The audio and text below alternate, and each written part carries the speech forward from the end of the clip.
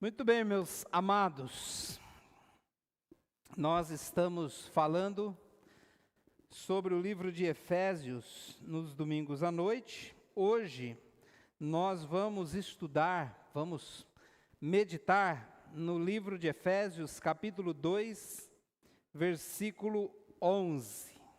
Efésios, capítulo 2, versículo 11, até o final do capítulo, versículo 22. O tema da mensagem desta noite é a grande virada, a grande virada. Hoje não vai ter provérbios, porque teremos a ceia, então, e também vai ter uma apresentação do grupo Faz no Zoom, depois da mensagem. Então, para ficarmos dentro do tempo, sem correria, nós vamos deixar provérbio para outra semana. Semana que vem, uma missionária que a nossa igreja está ajudando, o nome dela é Heidi, está lá na África. Ela vai estar conosco, ela vai estar participando do culto aqui e também vai participar do culto infantil, fazendo um relatório, um desafio missionário aqui para nós, e depois vai também fazer um desafio missionário lá no culto infantil. Eu acho que é a primeira vez que o culto infantil recebe assim um missionário mesmo, de verdade, né, lá.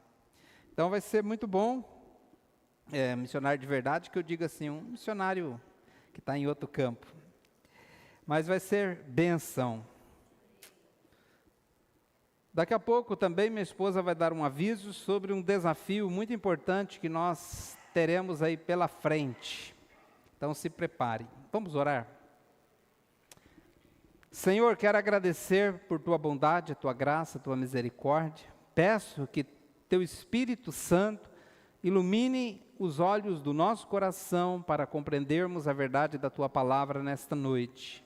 Fale conosco, transforma-nos, nos faça crescer em ti, faz uma obra sobrenatural nas nossas vidas, Pai, nos conformando à tua santidade, à tua bondade. Eu te peço, meu Deus, em nome de Jesus, fala conosco, em nome de Jesus, amém. Quero agradecer os que estão assistindo o culto online, pelo YouTube e também pelo Instagram. Estamos ao vivo pelo YouTube e pelo Instagram. E também estamos agora no Spotify, tá certo? Então, se você usa o Spotify, tenta achar lá o IBBN Campinas, Spotify. Se você é usuário do Spotify, tá? Procura lá que tem também as mensagens. Se você não é inscrito, você que está online aí assistindo o culto online, e você que está aqui presencial também, você ainda não se inscreveu no canal da igreja, tanto no YouTube quanto no Instagram, vai lá, se inscreva, passe a seguir as nossas redes sociais, assim nós divulgamos a palavra do Senhor com mais força, com mais vigor. E também procure sempre deixar o seu like, aonde você estiver. Se puder colocar um comentário também, isso ajuda, né, ali o YouTube saber que a gente está sendo visto. E assim a divulgação fica melhor. Essas coisas são importantes. O apóstolo Paulo, quando chegou na cidade de Éfeso, ele percebeu que o pessoal de Éfeso, eles não faziam outra coisa a não ser, isso está escrito lá em Atos, fala assim, o povo de Éfeso não tinha outro interesse a não ser ir para a praça e ficar sabendo das últimas novidades. É assim que está escrito lá. Paulo, vendo isso, ele aproveitou, foi na praça e falou, qual é o assunto? Ele falou, a gente está falando aqui dos muitos deuses e tal, e ele aproveitou o gancho e falou sobre o Deus desconhecido, e aí levando até Jesus. Aí eu pergunto, se naquela época tivesse Instagram, você acha que Paulo ia usar ou não? Claro que ia, né? Claro que ia. Ele usava as ferramentas que ele tinha na época. Chegou uma ocasião que ele falou: fiz-me de tudo para com todos, para ver se de alguma forma salvasse algum. Fiz-me de fraco para com os fracos, de forte para com os fortes. Se naquela época existisse rede social, ele ia usar, com certeza, para alcançar mais pessoas. Hoje muitas pessoas estão nas redes sociais. E obviamente nós devemos estar também. E graças a Deus, eu louvo ao Senhor, porque temos aqui uma boa equipe, fazendo um bom trabalho de transmissão, e orem por eles, tá bom? Efésios 2, 11, a palavra de Deus diz assim: portanto, lembrem-se que anteriormente, vocês eram gentios por nascimento, e chamados incircuncisão pelos que se chamam circuncisão, feita no corpo por mãos humanas, e que naquela época, vocês estavam sem Cristo, separados da comunidade de Israel, sendo estrangeiros quanto às alianças da promessa, sem esperança e sem Deus no mundo. Mas agora, em Cristo Jesus, vocês que antes estavam longe, foram aproximados mediante o sangue de Cristo, pois Ele é a nossa paz, o qual de ambos fez um e destruiu a barreira, o muro da inimizade, anulando em seu corpo as leis dos mandamentos expressos em ordenanças. O objetivo dele era criar em si mesmo, dos dois, um novo homem, fazendo a paz, e reconciliar com Deus os dois em um corpo por meio da cruz, pela qual ele destruiu a inimizade. Ele veio e anunciou paz a vocês que estavam longe, e paz aos que estavam perto. Pois por meio dele, tanto nós como vocês temos acesso ao Pai por um só Espírito. Portanto, vocês já não são estrangeiros nem forasteiros, mas concidadãos dos santos e membros da família de Deus, edificados sobre o fundamento dos apóstolos e dos profetas, tendo Jesus Cristo como pedra angular, no qual todo edifício é ajustado e cresce, para tornar-se um santuário santo no Senhor. Nele vocês também estão sendo juntamente edificados, para se tornarem morada de Deus por seu Espírito. Amém? Você sabe qual é a diferença entre um judeu e um gentio? Não está falando de gentil no sentido de gentileza, é gentil no sentido de gentílico, gente. Você sabe qual é a diferença entre um judeu e um gentil?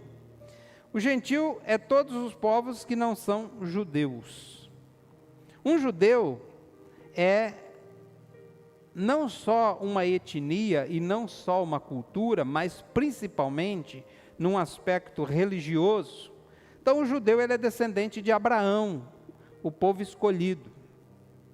E assim foi dado lá nas leis de Moisés, o mandamento que o judeu não deveria se misturar com quem não praticasse a lei de Moisés. O que era a lei de Moisés? Era aquelas leis que incluíam também, por exemplo, leis cerimoniais.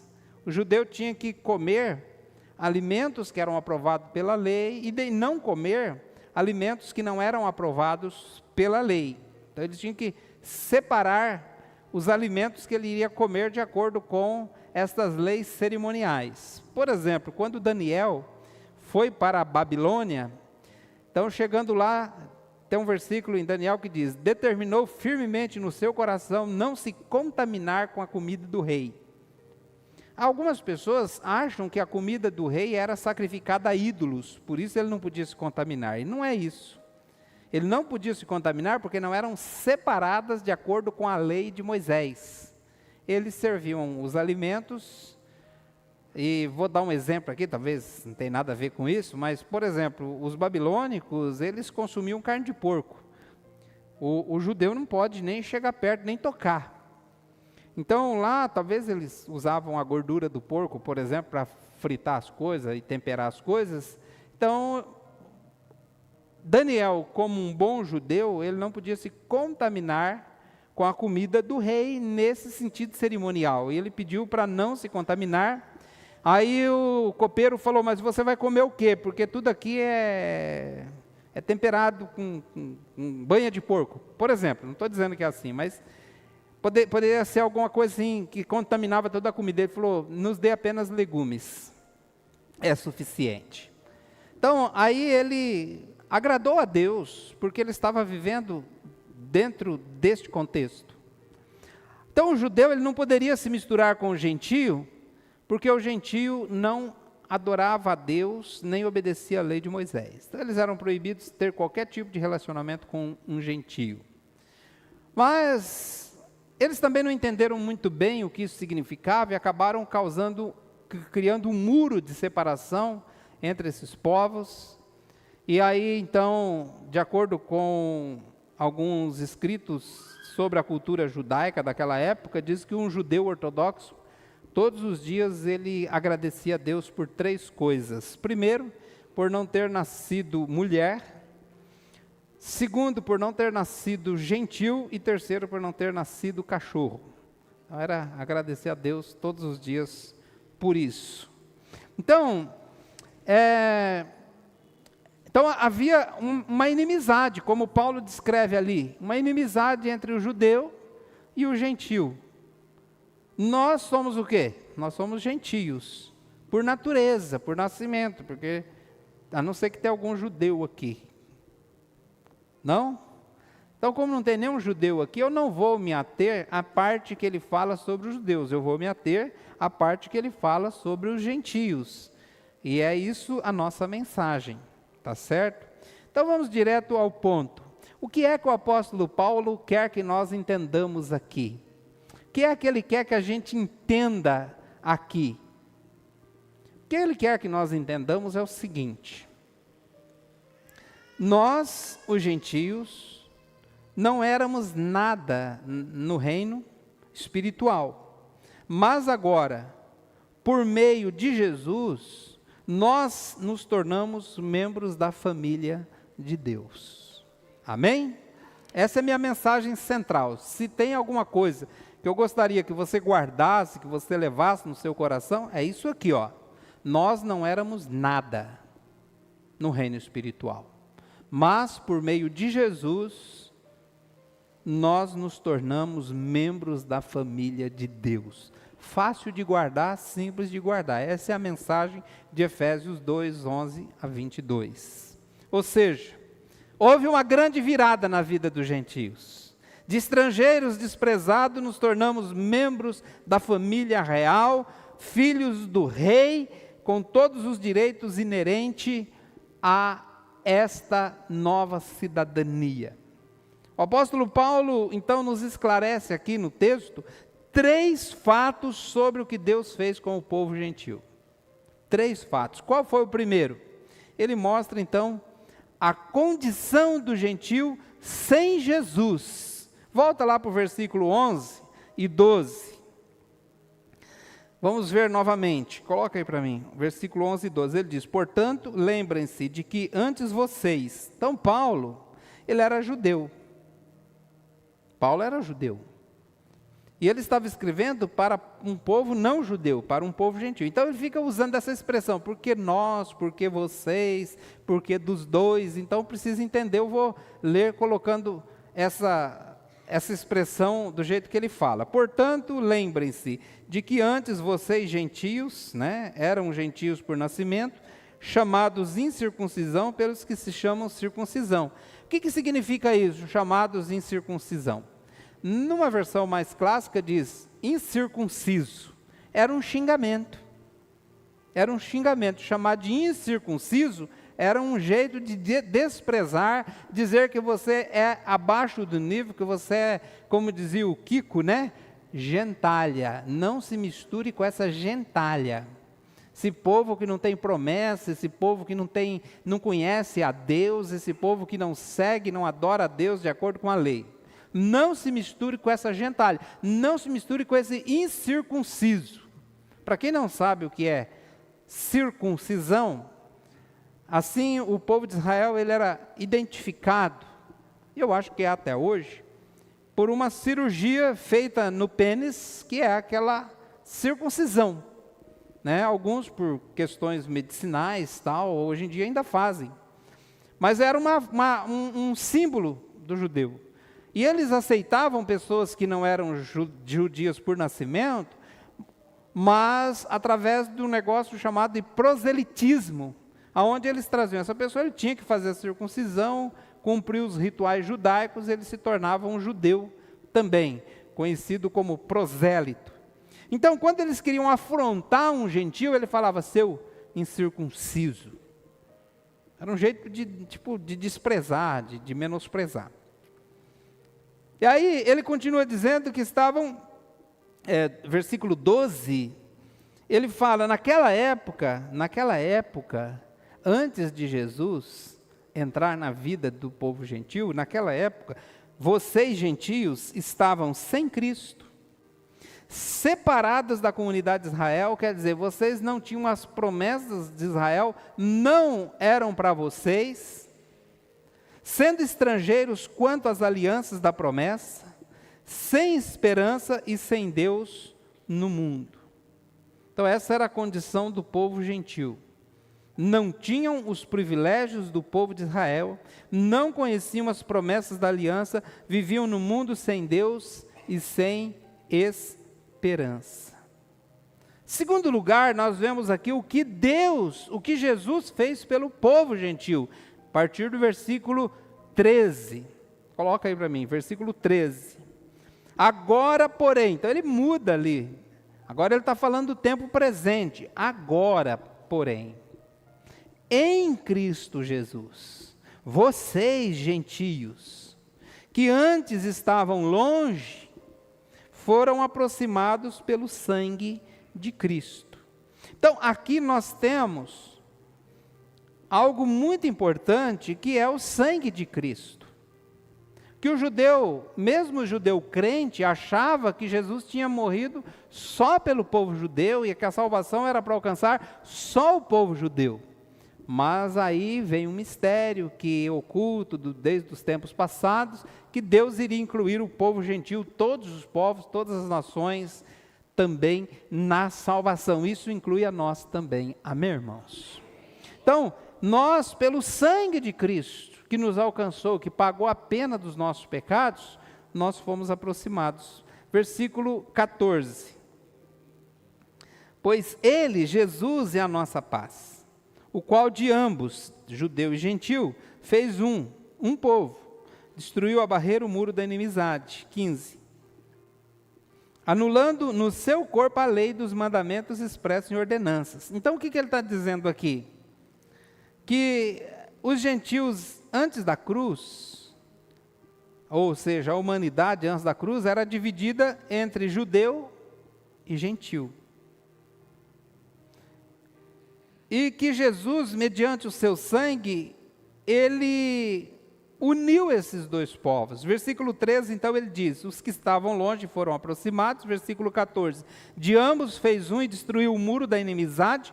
Jesus fez isso anulando em seu corpo as leis dos mandamentos expressos em ordenanças. Ou seja, o que ele está dizendo aqui? Que aquela lei cheia de pormenores e também com muitas notas de rodapé que os judeus tinham colocado, que causavam uma divisão entre eles, Jesus anulou em seu próprio corpo. Assim, agora, as pessoas não precisavam de uma lei para poder seguir, eles seguindo a Jesus, eles chegavam no mesmo lugar que era a salvação. Então é isso que ele está dizendo, anulando em seu próprio corpo as leis expressas em ordenanças. Versículo 15, então ele diz que dos dois fez um novo homem. O que significa isso? Ele criou uma nova humanidade, uma nova humanidade. Então veja lá, houve uma humanidade criada a partir de Adão, uma raça humana criada a partir de Adão. Essa raça pecou, e assim como por um homem entrou o pecado no mundo, pelo pecado entrou a morte, ou seja, todos os descendentes de Adão são pecadores. Aí Deus interviu na raça humana, numa nova dispensação, num novo período em que ele chamou Abraão e criou um novo povo. a partir de Abraão, que são judeus, e ele tratou com esse povo, mas eles também falharam, e a lei não foi suficiente para levar as pessoas à salvação. Aí então, Deus criou uma nova humanidade a partir de Cristo Jesus. Então criou em Adão uma humanidade, depois em Abraão, mas em Cristo ele criou uma nova humanidade. E como é que ele formou essa nova humanidade? Aqueles que pela fé creem em Jesus, tanto judeu quanto gentil, agora não são nem judeu nem gentil, mas são uma nova pessoa, uma nova humanidade em Cristo Jesus. Amém, irmãos? Então, em vez de continuar com dois grupos de pessoas separados por séculos de animosidade, desconfiança, ele criou um novo tipo de ser humano. Dos dois ele formou um corpo. Quer ver, ó? Gálatas capítulo 3, versículo 26 e 29. Coloca aí para mim. Gálatas capítulo 3, 26 e 29.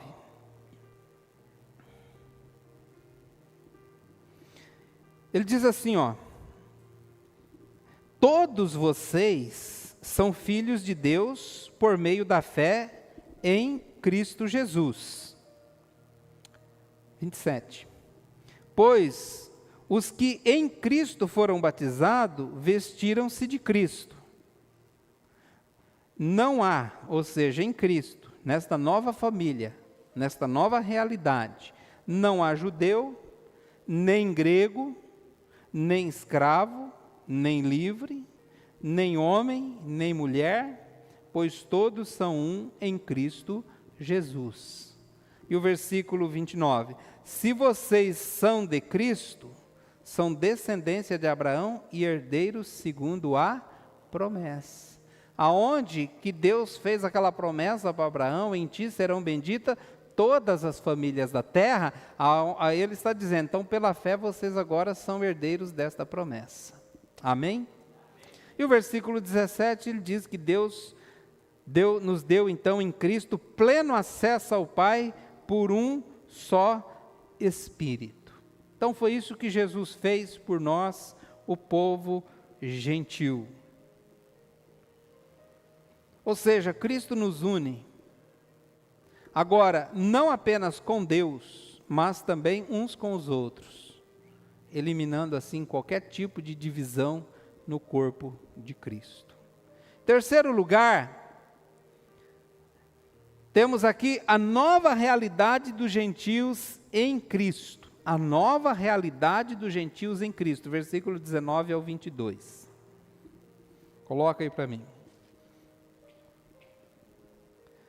Portanto, vocês, gentios, já não são estrangeiros, nem forasteiros, mas concidadão dos santos e membros da família de Deus. Amém, irmãos? Amém.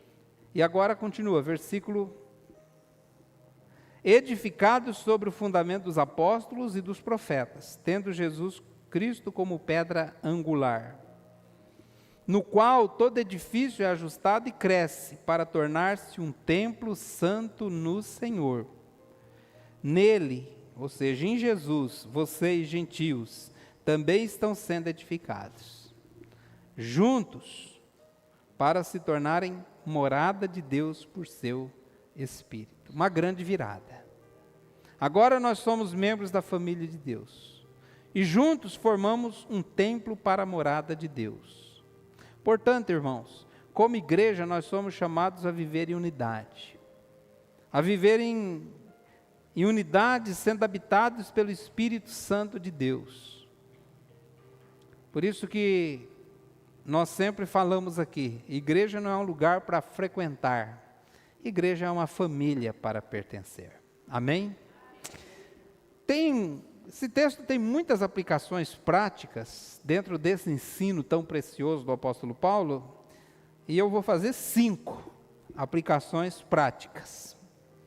O que é uma aplicação prática, pastor? É assim, quando você ouve um ensinamento, você deve fazer uma pergunta no final desse ensinamento. E daí, o que isso tem a ver comigo? que isso muda na minha vida? E muda o seguinte: primeira coisa, nós temos que valorizar a graça de Deus em nós. Refletindo sobre a nossa antiga condição, da onde Jesus nos tirou, o plano de Deus, não só nesse texto que nós lemos, mas se você não ouviu, semana passada eu falei sobre a terrível situação de uma pessoa sem Cristo. Então, se você não ouviu, ouça lá, porque a continuação, essa mensagem aqui é a continuação daquela. Então nós precisamos refletir sobre a nossa antiga condição. Isso vai nos ajudar a valorizar cada vez mais a graça de Deus e viver em humildade e gratidão. Porque, como nós vimos nas mensagens passadas, nós não fizemos nada para ser salvos. Nós estávamos mortos em nossos delitos e pecados. Ele nos salvou.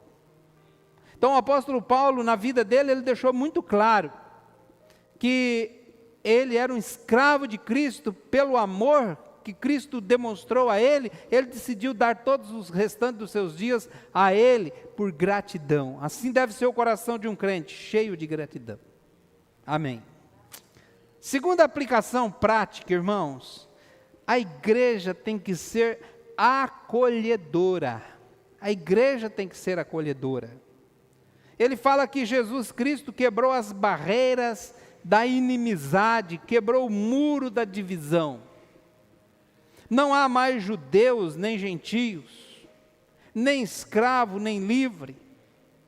Naquela época tinha escravo e tinha livre. Não há mais homem e mulher, não há divisões raciais.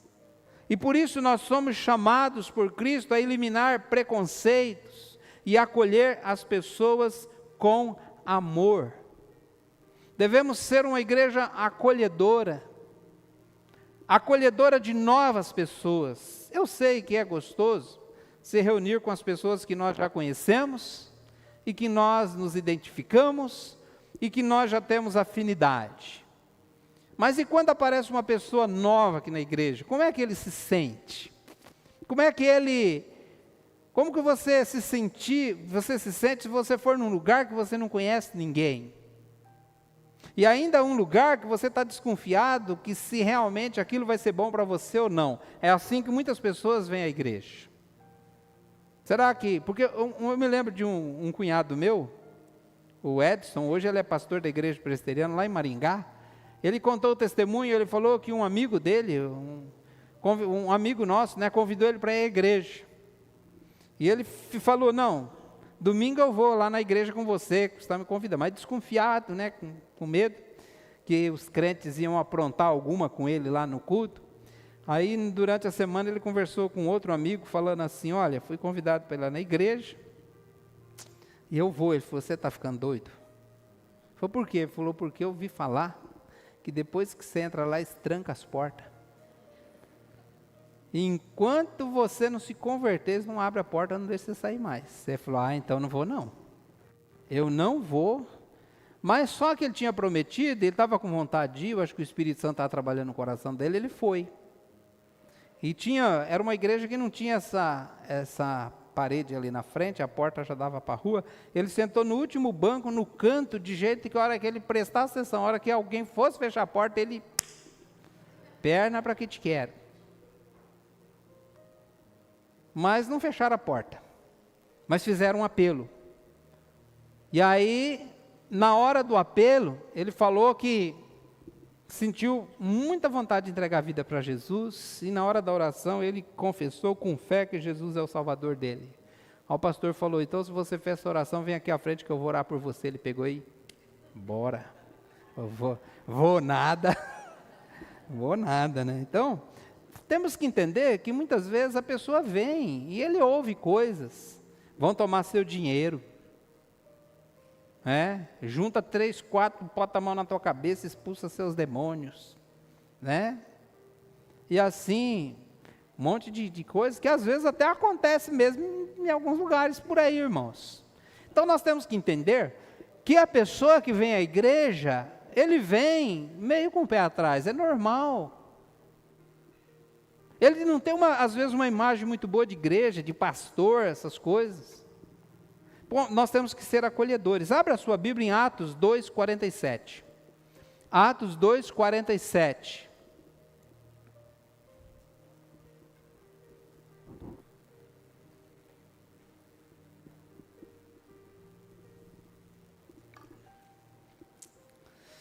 Atos 2 foi o momento da descida do Espírito Santo. O que aconteceu lá em Atos 2? Eles estavam orando, o Espírito Santo veio, eles saíram para a rua, começaram a pregar, falar outras línguas, conforme o Espírito Santo dava capacidade para eles falarem. O povo ficou admirado, juntou uma multidão, Pedro aproveitou, pregou o Evangelho, 3.000 pessoas se converteram, e eles descrevem ali como a igreja vivia, tendo comunhão, perseverando na oração e tal.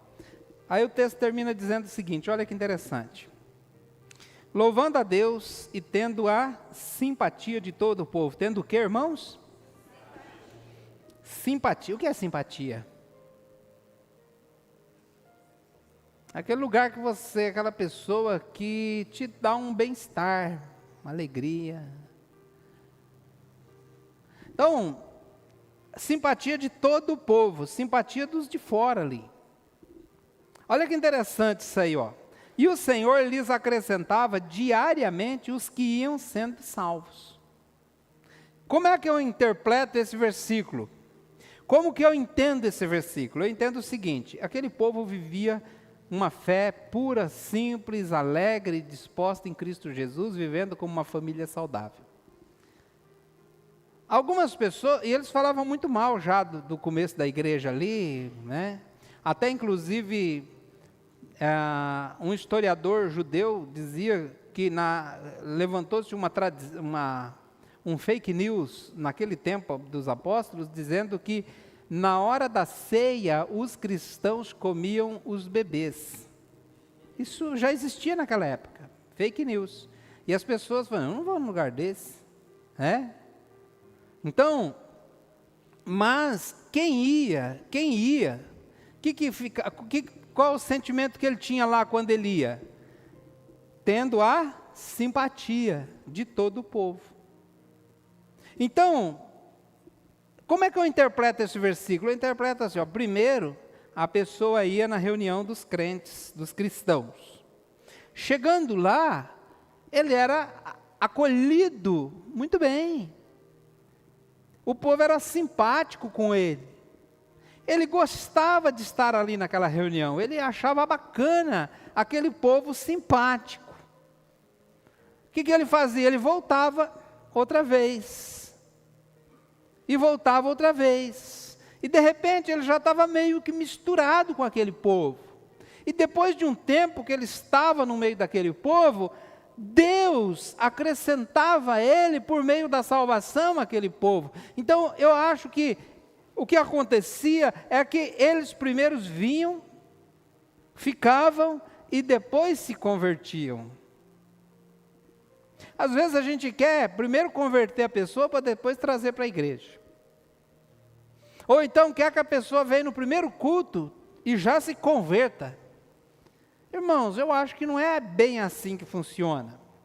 Qual é o melhor papel que nós como igreja podemos fazer? Qual é o melhor papel que nós podemos fazer? Ser simpático, ser acolhedores. Demonstrar que o amor de Deus está em nós, nas nossas atitudes, nas nossas ações. Uma vez eu ouvi uma pessoa falando assim, que foi convidado para ir na igreja, ele falou, eu não vou, banda de fanático. Fica querendo já batizar você no primeiro dia. Então, não foi isso que aconteceu lá na igreja de Atos. Leia lá Atos capítulo 2 e você vai ver como que a igreja vivia. Então deixa eu dar aqui uma palavra para você. Vem alguém visitar nossa igreja, cola com ele, oferece um café, seja simpático.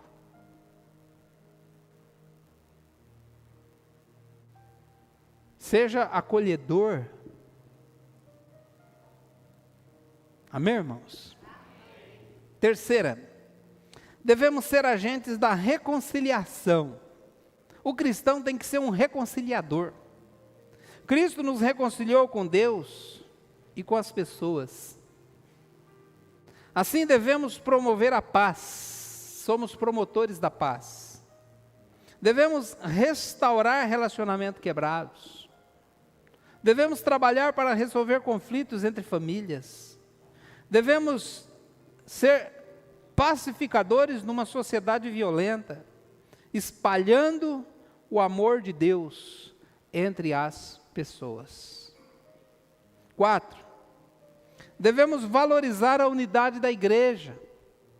Todos os cristãos são parte de uma só família em Cristo, não há judeu nem gentil. Não existe nenhum tipo de separação entre nós, independente das nossas diferenças, nós somos um em Cristo Jesus. Devemos edificar esta unidade, zelar por esta unidade. Depois, mais para frente, lá em Efésios capítulo 4, nós vamos ver que Paulo fala que devemos conservar a unidade do Espírito pelo vínculo da paz, lembrando que nós somos concidadãos. O que significa? Não somos cidadãos, nós somos concidadãos. Quer dizer, juntos nós somos concidadãos da família da fé. Então nós devemos participar ativamente da vida comunitária da igreja e a todo custo evitar atitudes que gerem divisões no corpo. Como eu já também disse, algo que eu aprendi, nós não queremos ser uma igreja perfeita, nós queremos ser uma família saudável. Amém, irmãos? Amém. 5º lugar e último, nós temos que viver em santidade. Se nós somos habitados pelo Espírito Santo de Deus, se todos nós somos partes de uma construção viva, para a habitação de Deus por meio do Espírito. Então, como é que é o nome dele? Espírito? Espírito que habita em nós. Devemos cultivar a santidade. Devemos viver em santidade. E essa santidade não é algo só individual, mas é também coletivo. Devemos viver em santidade, porque nós somos um povo separados por Deus do pecado. Foi para isso que Cristo morreu, para nos levar a uma vida de santidade. Amém, irmãos? Vamos orar. Senhor, quero agradecer por esta palavra, pedir que ela entre em nossos corações, pedir que o Senhor possa nos dar, ó Pai, entendimento para compreendermos esta verdade. Eu te peço, fala conosco, continue nos mostrando o caminho, Pai, de crescimento. Nós não queremos ser uma igreja perfeita, queremos ser uma família saudável. Queremos ser uma igreja mais acolhedora. Queremos, ó Pai, que as pessoas que vierem aqui sintam o amor de Cristo através das nossas atitudes. Nos ajude, Pai, também viver uma vida de gratidão e serviço ao Senhor, porque nós não éramos nada quando Jesus nos alcançou. Nós oramos em nome de Jesus. Amém.